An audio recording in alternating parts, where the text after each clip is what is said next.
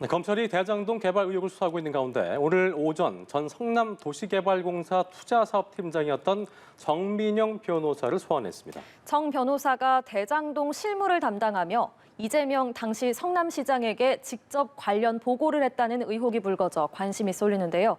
자세한 내용은 서울중앙지검 연결해서 알아보겠습니다. 박수주 기자.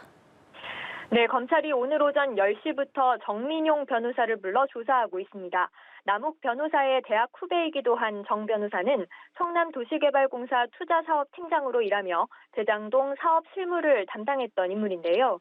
최근 검찰이 대장동 핵심 4인방을 조사하는 과정에서 대장동 사업 초반이던 2015년 2월 정 변호사가 공사와 민간업체 이익을 확정한 공모 지침서를 작성해 이재명 당시 시장에게 직접 보고했다는 취지의 진술을 확보한 것으로 전해지면서 오늘 조사에 이목이 집중되고 있습니다. 정 변호사 역시 이 지사에게 직보했다는 취지의 언급을 주변 지인에게 한 것으로 알려졌는데요. 이는 공모지침서 작성이나 사업협약 단계에서 공사 측에 직접 보고를 받은 적 없다던 이 지사 측 주장과 상반된 내용이기도 합니다.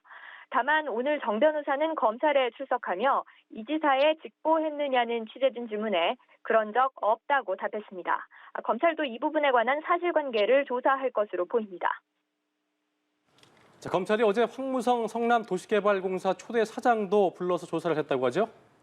네, 그렇습니다. 황 전 사장은 2015년 3월 임기를 절반 앞두고 돌연 사퇴했는데 물러난 배경에 압박이 있었다고 주장해왔습니다. 문제는 황 전 사장이 물러난 뒤 유동규 전 본부장이 사장 직무대행을 맡아 대장동 민간 사업자 선정과 이익 배분 협상에 관여한 것으로 드러났다는 겁니다. 황 전 사장은 앞서 연합뉴스 TV와의 인터뷰 등을 통해 당시 2인자라 불린 유한기 개발본부장으로부터 대장동 민간 사업자 공모 공고 전후 사퇴 압박이 있었다고 폭로했습니다.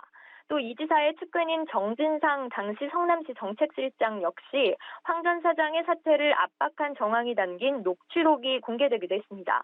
이 지사가 사퇴에 관여했는지가 여부가 핵심인데요.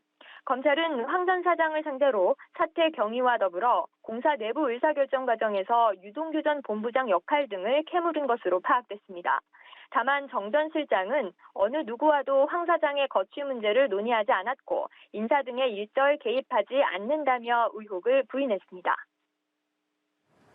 네, 다른 관련자들 조사 상황도 좀 알아보겠습니다. 검찰이 조만간 화천대유 김만배 씨와 남욱 변호사에 대한 구속영장을 청구할지를 결정한 방침이라고요.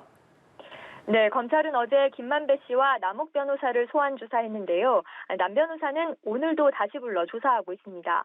검찰은 조만간 김 씨와 남 변호사에 대한 구속영장 청구 여부를 결정한다는 방침입니다. 검찰은 두 사람이 유 전 본부장과 개발 이익을 나눠 갖기로 합의한 당사자이자 700억을 약속한 공범이라고 보고 있는데요. 이번에 청구할 영장에 앞서 유 전 본부장의 공소장에 넣지 못했던 배임 혐의를 추가할 수 있을지, 또 뇌물 명목과 규모가 지난번 영장 때와 비교해 달라질지에 관심이 쏠리고 있습니다. 검찰이 유 전 본부장과 곽상도 의원 아들에 대한 뇌물 혐의 등을 우선 적용해 영장을 청구할 가능성이 있다는 관측도 나옵니다. 지금까지 서울중앙지검에서 연합뉴스 TV 박수주입니다.